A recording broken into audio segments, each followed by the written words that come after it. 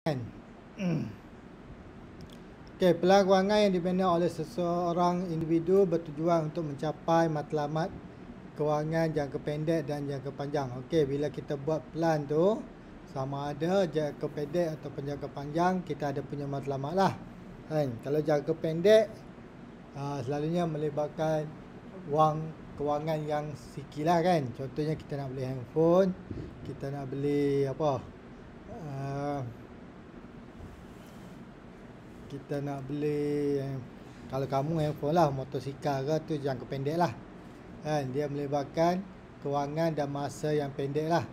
Kalau jangka panjang pula, contohnya kamu nak beli rumah kan, beli rumah, jadi dia melibatkan kewangan yang besar lah. Bila melibatkan kewangan yang besar, jadi jangka masa dia pun akan jadi besar, jadi panjang lah. Okey, untuk membina pelan kewangan, seseorang individu harus mengenal pasti sumber-sumber pendapatan yang diperolehi dan pembelanjaannya. Kita nak buat pelan kewangan tadi, kena tahu kita ada pendapatan berapa banyak, kita belanja berapa banyak, jadi berapa kita kelebihan kita tu. Lebihan daripada pendapatan kita tu ada berapa, baru kita boleh buat pelan kewangan untuk capai matlamat kita. Okey, dia kata di sini pelan kewangan yang cekap seharusnya mendahulukan simpanan sebanyak 10%. Kita kena ada simpanan sebanyak 10%. Itu kalau yang cekap lah. 10% daripada pendapatan kita. Jadi kalau kamu lepas ni kalau dah kerja, harap-harap bolehlah simpan sekurang-kurangnya 10% daripada pendapatan. Daripada jumlah pendapatan. Okey, tu sebelum kita tolak pembelanjaan apa-apa kan, kita dah simpan dah 10%. Okey, pelan kewangan yang dibina harus mengutamakan pembayaran pembelanjaan tetap seperti ansuran, bulanan kereta, rumah dan baki kad kredit. Jadi pelan kewangan, pembayaran tetap ni ke mana pun kena ambil kira semua. Kita kena ambil kira, sebab yang tu memang ke mana pun memang kena bayar lah tiap-tiap bulan. Contohnya ansuran kereta kan, sewa rumah, kalau ada hutang kan, pinjaman apa-apa, kena utamakan benda-benda macam tu lah. Jika dia kata di sini, jika wujud aliran negatif, seseorang harus membetulkan pelan kewangan dengan mengurangkan pembelanjaan. Okey, mengurangkan pembelanjaan tak tetap. Pembelanjaan kotak tetap lah. Kalau pembelanjaan tetap tadi, memang ke mana pun kena bayar, kita tak boleh skip. Tapi kalau pembelanjaan tak tetap ni, kita boleh cuba untuk kurangkan.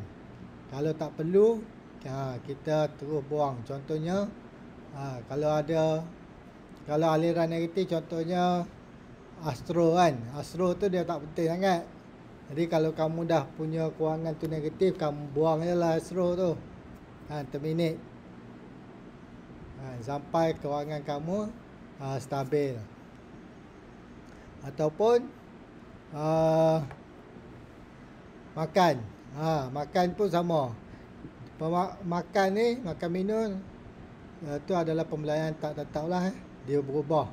Jadi kalau aliran negatif, aliran tunai negatif, kamu boleh cuba kurangkan kamu punya pembelanjaan lah.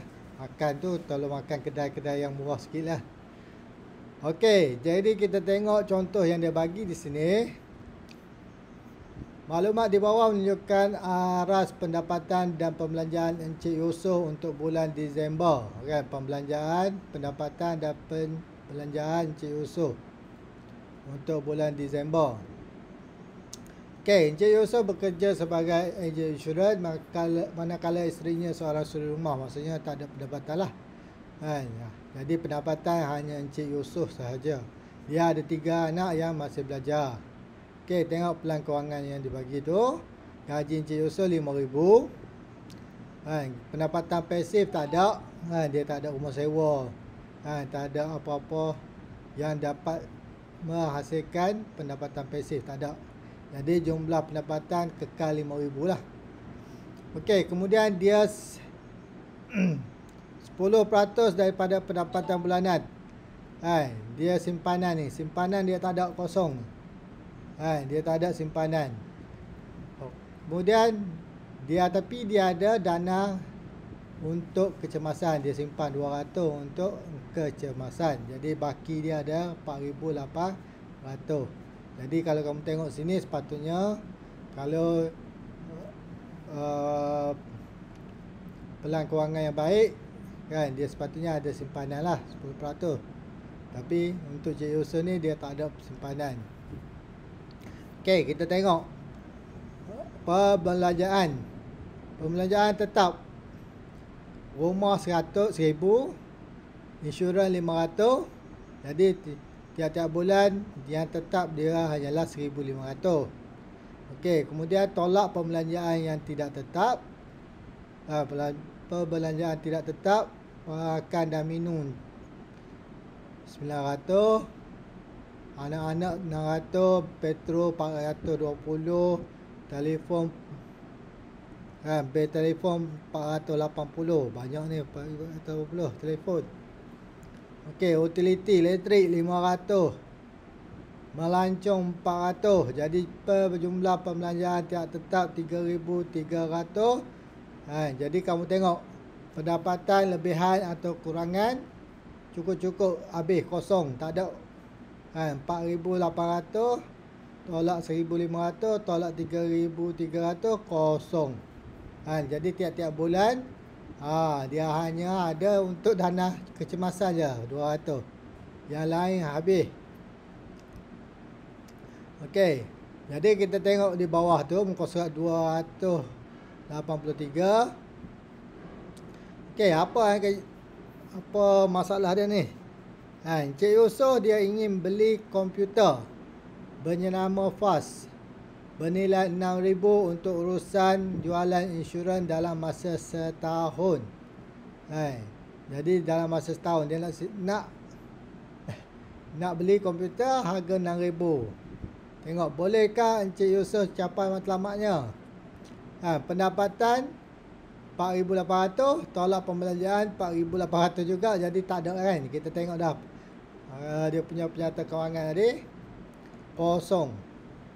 Okey, berdasarkan pelan kewangan, Encik Yusof tidak mempunyai simpanan untuk mencapai matlamat jangka pendek. Oleh itu sukar untuk Encik Yusof capai matlamatnya. Okey, jadi dia tak ada simpanan kan. Dia tak ada lebihan. Jadi dia memang tak boleh nak simpan lah untuk 6,000 tu. Okey, kita nak bantu dia menyelesaikan masalah kewangan tanpa menggunakan dana kecemasan. Yang 200 yang disimpan tu kita tak nak guna. Yang tu untuk kecemasan kalau ada apa-apa kan. Jadi yang ni kita nak beli komputer. Okey, tengok soalan A. Adakah Encik Yusof menguruskan kewangan dengan cekap? Kalau ikut ni memang tak cekap lah. Sebab tak ada. Sepatutnya dia ada simpanan 10%. Okey, beliau tidak menguruskan kewangan dengan cekap kerana wujud perbelanjaan yang boleh dikurangkan seperti telefon tadi lah kan. Telefon tadi 480 banyak. Okey, makan minum 900 mungkin boleh dikurangkan lagi. Kemudian dia tak ada simpanan, pelaburan tak ada. Tak ada pelaburan masa depan. Benda-benda yang boleh dikurangkan. Utiliti elektrik pun boleh dikurangkan. Tadi 500 kan. Okey, B. Berapakah simpanan bulanan yang harus disimpan oleh Encik Yusof bagi mencapai matlamatnya? Okey, kalau kerana dia nak beli dalam masa 1 tahun. Jadi 6,000 tadi. Harga komputer 6,000 bahagi dengan 12 bulan. Jadi sebulan dia kena simpan 500. Jadi RM500 dia kena simpan. Baru dia boleh beli komputer tu dalam masa 1 tahun. Okey, C. Bagaimanakah pendapatan tambahan yang boleh diperolehi bagi menambah jumlah pendapatannya? Okey, cara dia oleh kerana dia ni kerja insurans, dia boleh jual lebih banyak insurans. Jadi insurans ni, orang kerja insurans ni dia bergantung kepada komisen kan, dia banyak kepada komisen. Jadi makin banyak dia jual insurans, makin banyaklah dia dapat komisen dia. Okey, sama juga kalau dia perkenalkan ejen-ejen baru, bila ejen tu berjaya jual polisi insurans, Encik Yusof pun akan ada share dia lah, dapat komisen juga lah. Okey, soalan D. Anda dikhendaki mewujudkan pelan kewangan baru berdasarkan konsep SMART. Kita nak bantu Encik Yusof ni untuk buat pelan kewangan menggunakan konsep SMART. Ingat tak konsep SMART? Yang pertama spesifik, S spesifik. Jadi spesifik dia nak beli komputer lah. M, measurable, boleh diukur kan, jumlah harga komputer tu 6,000, jadi kita perlu simpan 500 sebulan. Jadi kita dah ada nilai dia, harga 6,000, simpan 500 sebulan. Okey, urut A attainable. Attainable maksudnya boleh dicapai. Boleh dicapai lah kalau dia boleh simpan 500. Kalau dia boleh simpan 500, memang boleh dicapai. R, realistic. Sama ada realistic tak? Logik tak Encik Yusof ni untuk simpan 500? Okey, realistic lah. Sepatutnya 500 tu 10% daripada pendapatan kan. 10% daripada pendapatan sepatutnya memang Encik Yusof ni dia boleh simpan lah. 10% daripada pendapatan dia memang sepatutnya boleh dicapai lah. Okey, T, last sekali T, time bound. Tempoh masa dalam masa setahun, simpan 500, dapatlah 6,000. Okey, seterusnya tengok balik muka surat 284. Pelan kewangan baru Encik Yusof telah mengambil kira beberapa langkah daripada segi pembelanjaan yang tidak tetap. Okey, yang ni yang baru lah. Pembelanjaan yang baru. Tadi yang asal ya. Yang ni baru kita buat untuk tolong Encik Yusof. Kita nak jimatkan, nak beli komputer dia kan, nak simpan. Okey, gaji 5,000. Pendapatan 5,000, jadi kita simpan 500 ni lah. 500 yang kita simpan ni untuk beli komputer lah 10%. Okey. Dana kecemasan masih lagi sama 200 simpan, jadi kita ada 4,300 pendapatan. Sebab 500 dah simpan untuk beli komputer. Okey, kita tengok dapat tak dia simpan. Okey, perbelanjaan tetap tak berubah lah. 1,500 sebab dia memang tetap. Kalau dah tetap ni dia tak berubah lah, wajib bayar. Okey, perbelanjaan tak tetap. Okey, perbelanjaan tidak tetap. Okey, makan minum masih lagi 900, kita tak ubah. Mungkin macam tu lah. Anak-anak pun kita tak boleh nak ubah, 600. Okey, petrol dia kurangkan jadi 300. Tadi berapa petrol kan? Petrol tadi 420 kot. Dah jadi 300. Kita kurangkan belanja, kita kurangkan berjalan. Pergi kerja, balik kerja aja. Tak payah pergi jalan-jalan lain-lain. Okey, bil telefon daripada 480 tadi kurangkan jadi 300. Kan? Lalu sekarang kebanyakan pakai prepaid baru dah RM35 kan bulan. Jadi 300 ni banyak lah. Kalau dulu ni bil telefon memang macam ni lah. Kalau banyak Encik Yusof ni dia kerja insurans, jadi bila kerja insurans dia banyak guna telefon lah kan. Tapi sekarang semua panggilan percuma. Okey, kemudian kita ada bil utility. Tadi yang asal dia 500, kita kurangkan jadi 350. Jimatkan elektrik, jimatkan air. Kemudian melancong. Pembelanjaan melancong ni kita kurangkan daripada 300 tadi, jadikan 200 saja. Kemudian tambah lagi pelaburan. Kalau yang asal tadi tak ada pelaburan kan, yang ni kita buat pelaburan. Oleh kerana Kan, pelan kewangan yang baik mesti ada melibatkan pelaburan untuk masa depan lah. Jadi dia labur dalam amanah saham. Contoh 50 sebulan. Jadi pembelanjaan tak tetap jadi 2,800, 4,300, tolak 1,500, tolak 2,800, jadi kosong lah. Jadi pembelanjaan yang boleh dikurangkan, nampak ni, petrol, telefon, utility ya. Kemudian melancong. Ada 4 benda ni kita cuba kurangkan. Jadi dia boleh simpanlah 500 sebulan untuk beli komputer dalam masa setahun untuk mencapai matlamat jangka pendek.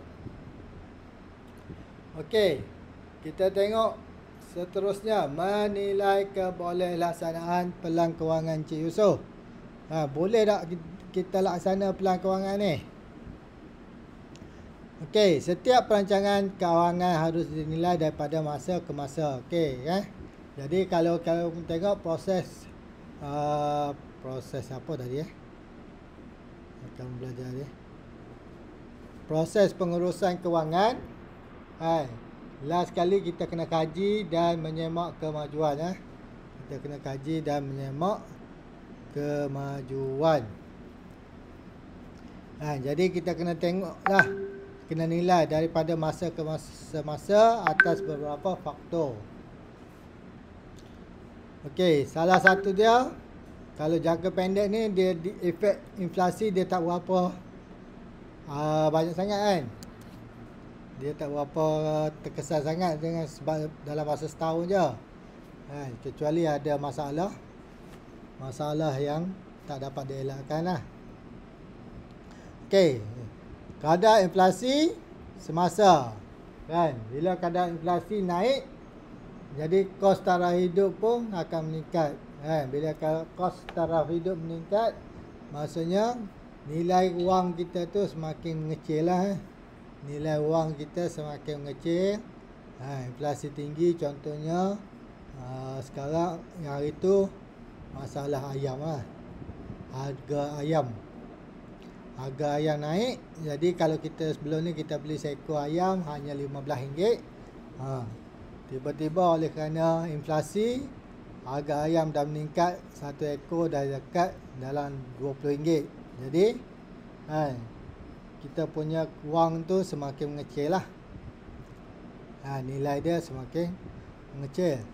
Okey, bila kos taraf hidup meningkat, secara tidak langsung meningkatkan jumlah pembelanjaan. Contohnya nak beli ayam tadilah. Sebelum ni RM15 je, dah jadi RM20. Okey, jika keadaan ini berlaku, Encik Yusof patut mengambil langkah menambahkan pendapatan. Okey, kena tambah pendapatan lah. Kena tambah pendapatan supaya dia punya pelan kewangan tu jadi seimbang lah. Okey, walaupun dia kata sini pelan kewangan Encik Yusof boleh mencapai matlamat kerana beliau telah mengambil langkah berjaga-jaga dengan melabur dalam amanah saham. Okey, jadi dia dapat, bila dia labur atas amanah saham tu, dia akan ada pendapatan. Dia akan dapat pendapatan tambahan lah. Sebab dia bila melabur dalam amanah saham, dia akan ada dividen lah. Selepas tahun dia akan dapat dividen.